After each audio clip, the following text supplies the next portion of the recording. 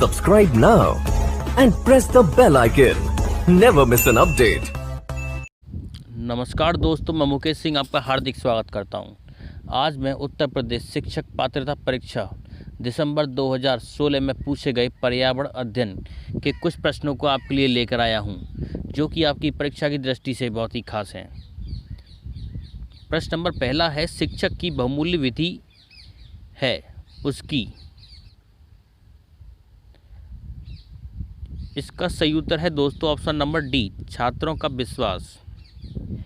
शिक्षक विद्यार्थियों के जीवन के वास्तविक कुम्हार होते हैं, जो न सिर्फ उनके जीवन का आकार देते हैं, बल्कि छात्रों में यह विश्वास जगाते हैं कि वे शिक्षक के द्वारा बताई गई बातों का अनुसरण कर दुनिया के रंगमंच पर अवतरित हो सकते हैं।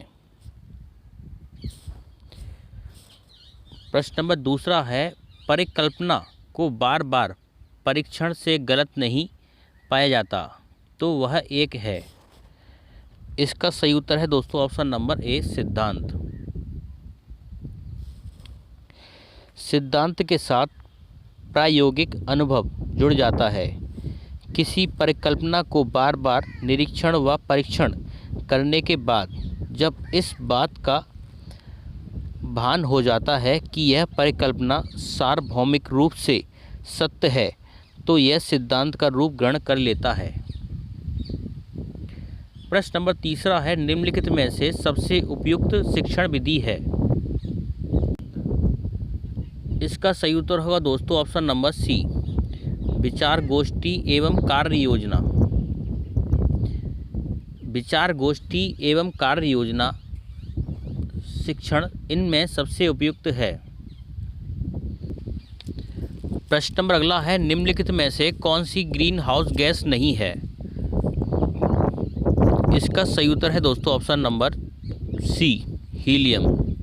हीलियम एक ग्रीन हाउस गैस नहीं है, जबकि कार्बन डाइऑक्साइड, नाइट्रस ऑक्साइड और मीथेन ये सभी ग्रीन हाउस गैस हैं, जो कि तापमान को बढ़ाती हैं।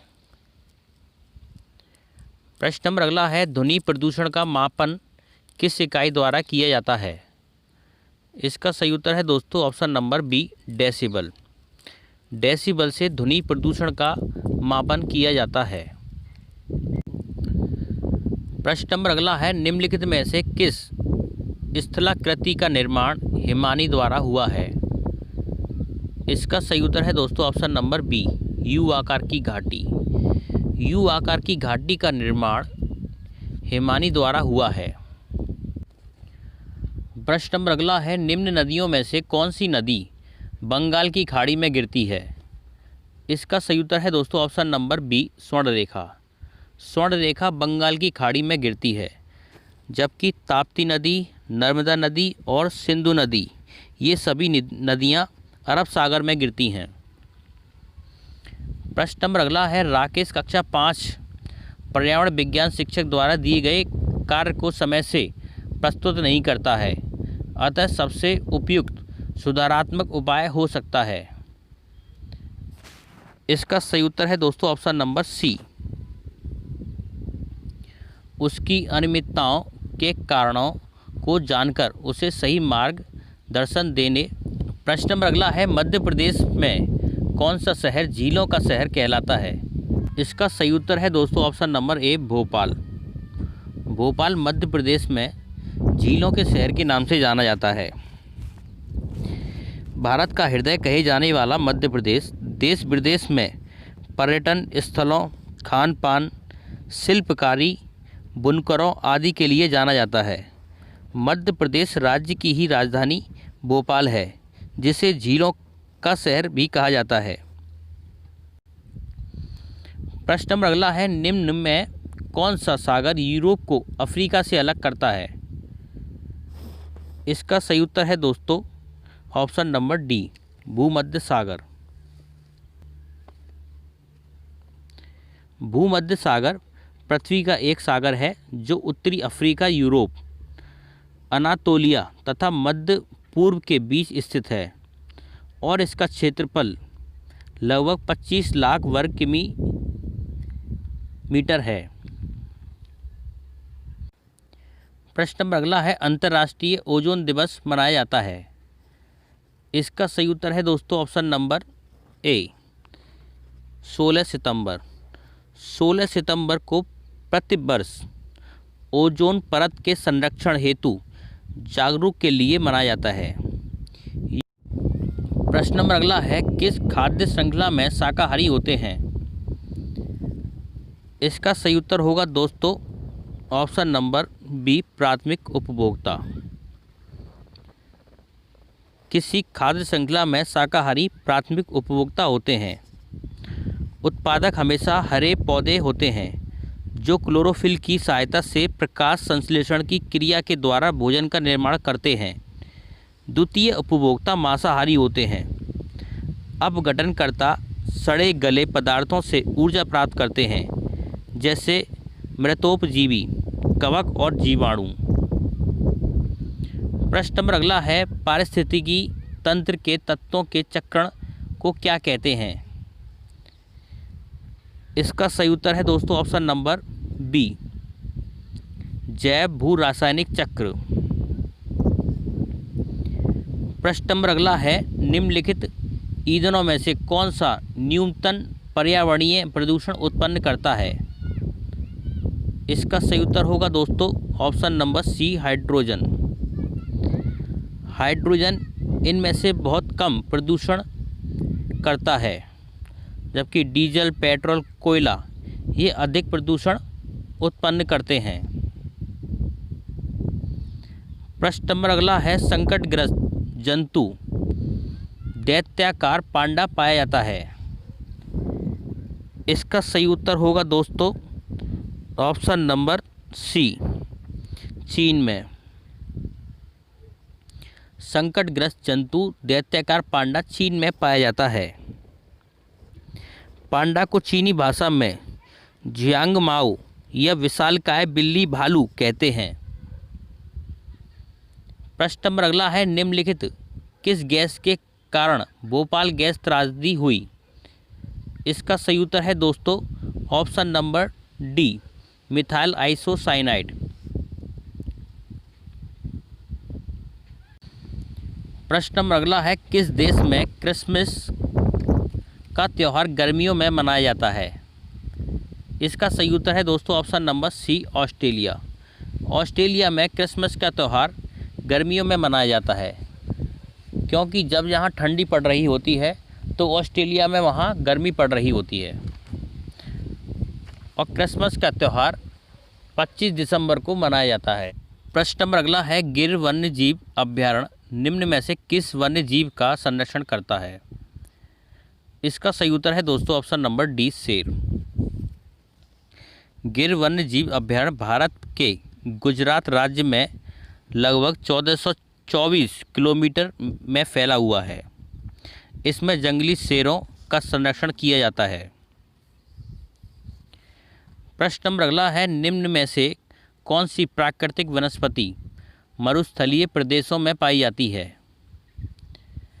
इसका सही उत्तर है दोस्तों ऑप्शन नंबर बी कैक्टस।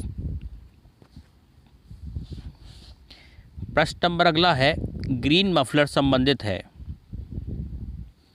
इसका सही उत्तर है दोस्तों ऑप्शन नंबर सी ध्वनि प्रदूषण से।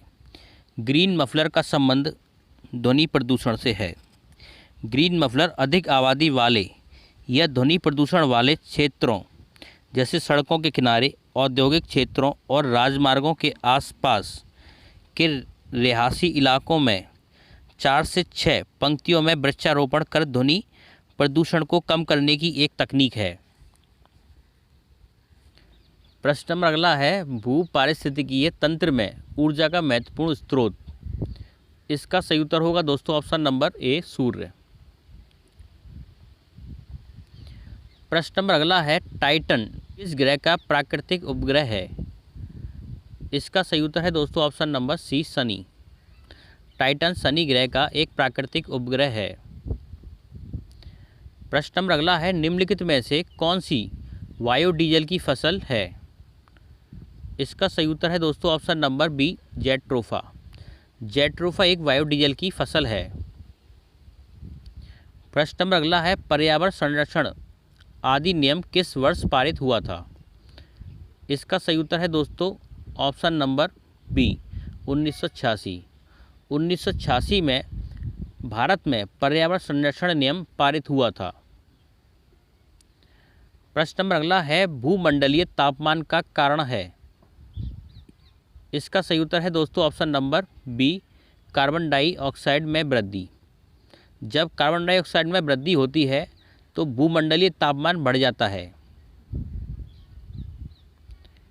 प्रश्न नंबर अगला है, निम्नलिखित में से किस में सर्वाधिक जैव विविधता पाई जाती है?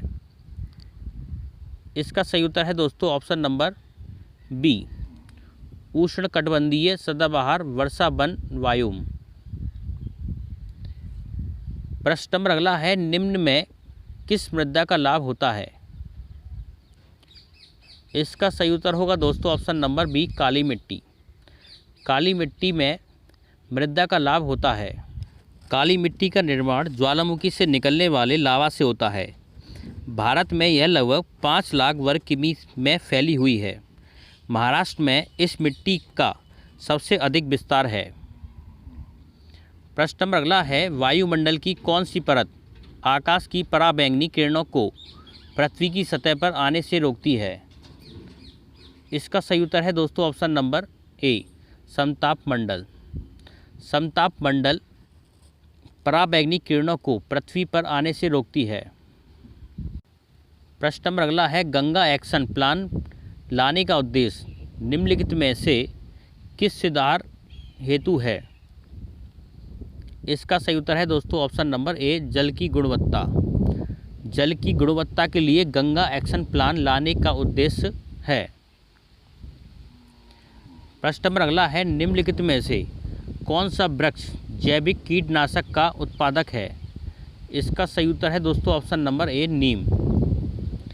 नीम जैविक कीटनाशक का उत्पादक है। दोस्तों आपको हमारा वीडियो कैसा लगा? प्लीज़ वीडियो पर एक लाइक और वीडियो को शेयर करना ना भूलें। अगर आपने हमारा चैनल सब्सक्राइब नहीं किया है तो प्लीज़ चैनल को सब्सक्राइब जरूर कर लें। धन्यवाद।